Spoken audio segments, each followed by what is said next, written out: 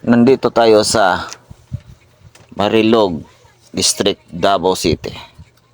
Dito sa Maro. Ang ganda ng bukid dito, guys. Yan guys, ang tanawin ng Marilog. Ang ganda ng tanawin, overlooking area.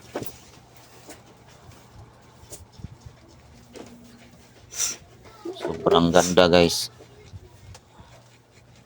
Grabe.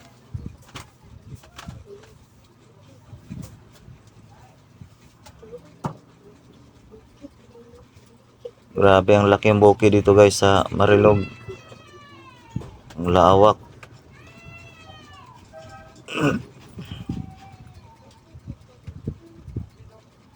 Malamig ah. Malamig pa dito ang area guys. Sobrang lamig dito. Grabe ang clouds. Guys oh. Pag magang maga guys, grabing clouds. Di makita ang bukid guys. Kaya medyo tanghali na kasi. Kaya konti na lang ang clouds guys oh. Malapit na siya matunaw.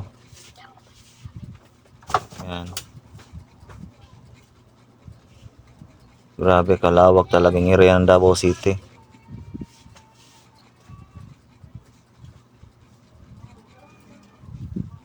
Ayan guys oh. Clouds Maro.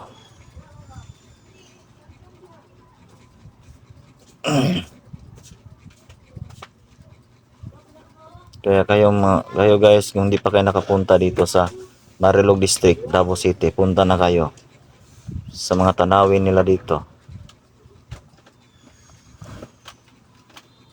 Ang dami nakapunta dito guys, ng picture guys.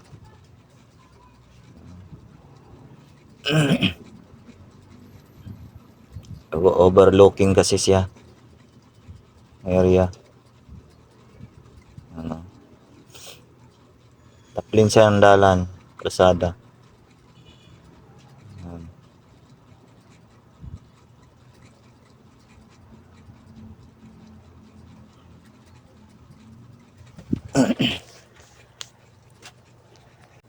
Pag makapunta kayo dito guys, hindi nyo makakalimutan guys. Ano? Grabe kaganda talaga ang view. Sobra.